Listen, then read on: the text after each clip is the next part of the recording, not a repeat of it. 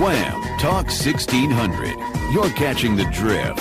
Conservative talk. Intelligent conversations on local, state, and national issues with Gary Wellings, chief editor of the Current newspaper and Current Online.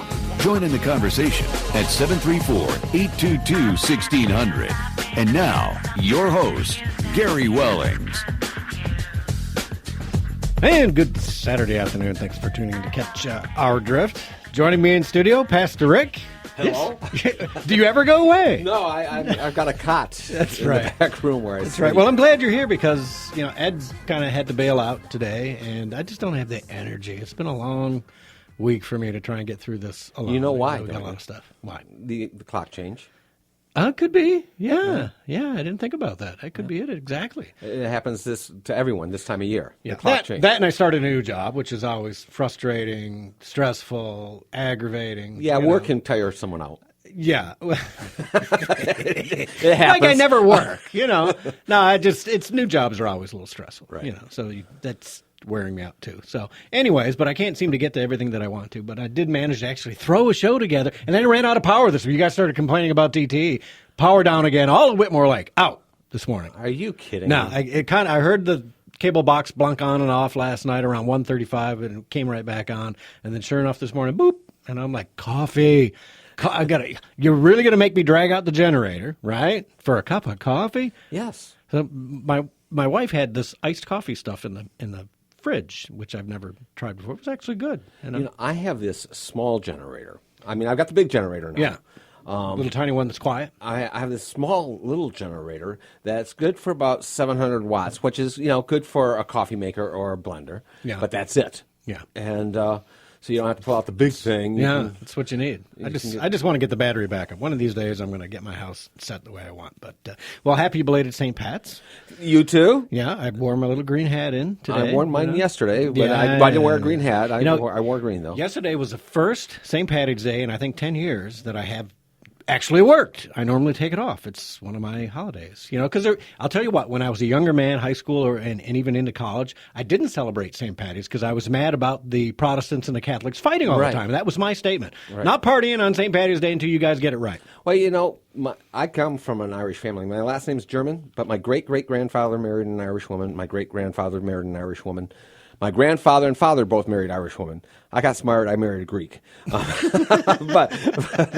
I actually more Irish than German, even though because of my grandfather, Right. I carried the German name. But to us, St. Patrick's Day, believe it or not, is more of growing up in a Catholic Irish home before I converted to a more Protestant faith. Right. Was a day of church. It wasn't a day of partying. It was a day of reflection. Right. And scaring your mother with snakes. There you go. Snakes out there. Well, let me take care of something else here, too. We want to wish a 100th happy birthday, 100 years old, to Marion Seyfried, a Saline resident, a wonderful lady, and at 100, still playing bridge like a madwoman. And she's actually, the name may sound familiar to some people. Remember Seyfried Jewelers in Ann Arbor? Am I saying it right? Seyfried, I think.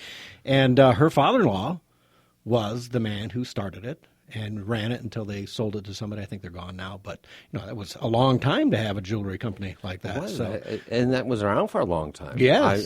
This lady is still sharp as a tack and just an amazing woman. Very nice, lovely lady. And she's 100 years old today. So happy birthday. Or yesterday. I'm sorry, not today. Yesterday. Yeah, St. Patrick's Day. What a great day to have a birthday, right? Happy belated birthday. Happy belated birthday. So anyways, what we do on The Drift every Saturday is go over the news we put on The Daily Drift. And if you're not going to The Daily Drift, you should be. www.thedailydrift.com. It's the news you need to know, and you should be going there every day. You can get a free link sent to your email every day. Just go in and sign up. And I don't track your emails or anything else because I don't know how. So it's not like I'm going to track you and sell your information. So go ahead and get your free email and have that delivered right to your house. So let's take care of our sponsor also this half hour, Regency of Whitmore Lake. If you're looking for some 24-hour nursing care, subacute rehabilitation or long-term care, hospice, that sort of thing, these guys are really great. They just put a lot of money into the facility. They're right down the street from my house, easy to get to in Whitmore Lake, easy on and off the highway there. And if you need a life enrichment program or anything else, you just need help, right, when you get older sometimes, especially if you do a hip surgery or something like that. Check them out. They got a veterans program as well, 734-449-4431, or you can go to the website, www.sienahealthcare.com. That's C-I-E-N-A healthcare.com. I sent somebody down there because they were looking for a place to help their mother, and I sent somebody down to look that out. When people start looking for places to help out their parents, it's almost like they're looking at dog pounds or something like that, and they really don't paying much attention to what is being offered there.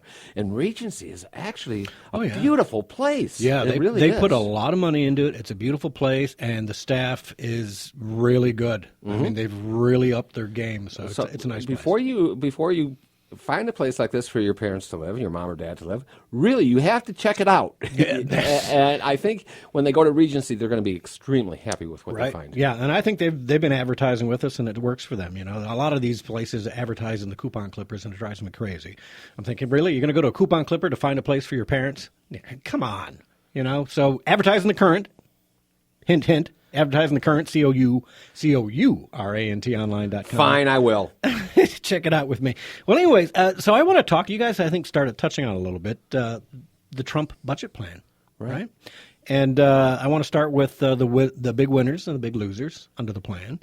And if anyone wants to call in and talk about this, 734-822-1600, you're more than welcome. But the first one that I like right off the top, and you know what? This is not unexpected. Why the media is making a big crybaby about it. Hello? He started from June of 2015 what he was going to do, and people are like surprised. Oh, the sky's falling. He's cutting the budget.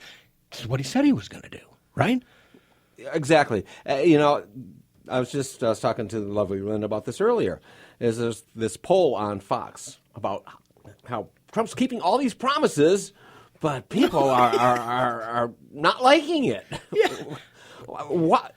I can assure you this. Most of us do.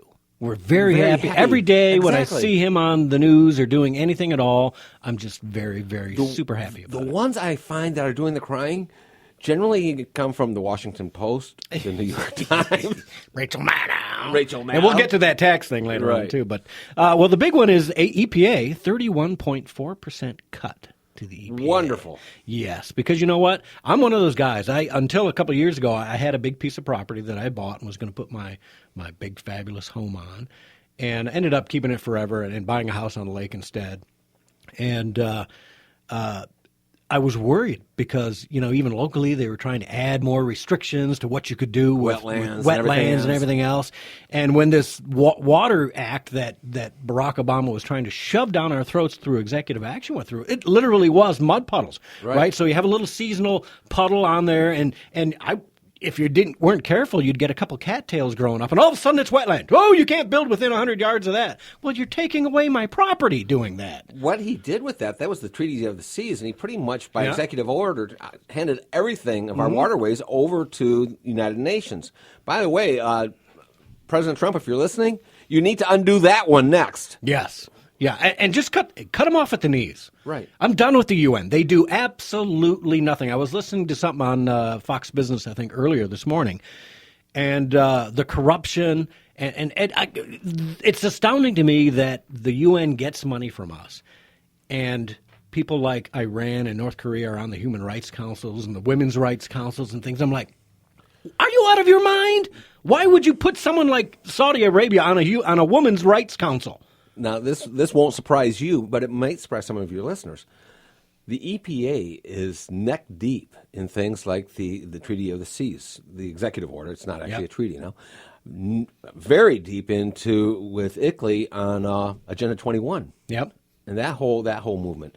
So defunding EPA, other than the fact that all the regulations that they put on people to keep them from doing anything, I would love to see the EPA just go away. So defunding them that much, good news. Yeah, and here locally, Fox 2 and Channel 4 and Channel 7, they're all crying about, the Great Lakes funding, whatever. You know what? Listen, unless you grew up in the 60s and 70s like we did, right? I remember when the Detroit River was brown and had floating unmentionables in it, including dead bodies, which I was a rower, so we rowed. It was a fire hazard. Yes. It was lake. The water was brown. I kid you not. It was brown or green. It was never clear, right? And I started rowing at in sixth grade, so around 12. By the time I graduated high school, the difference in the Detroit River And Gibraltar area now looks like something out of the Bahamas. Right. You drive down there into the canals and stuff, the water's beautiful. It's night and day. And so don't tell me that we're worried about, the Great Lakes is going to get dirty and stuff. No, it's not. You weren't born in the 60s and 70s. You didn't see how bad it was.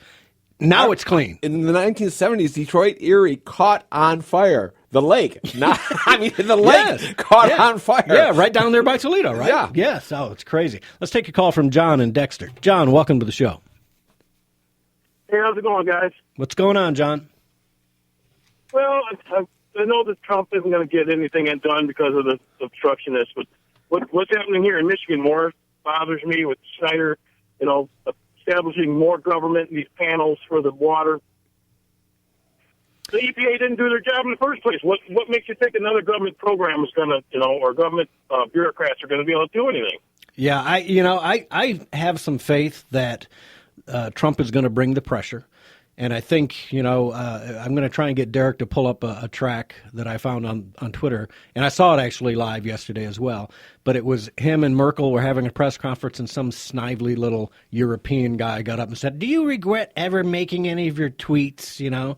And Trump just let him have it, in his style, inimical style. He just let him have it. And if we can find that one, we'll play that. But I think Trump can overcome this. Here in the state of Michigan, I think the Republicans are done, frankly, in 2018. They've screwed themselves. We can't go back to Stabenow and Granholm. I mean, it's.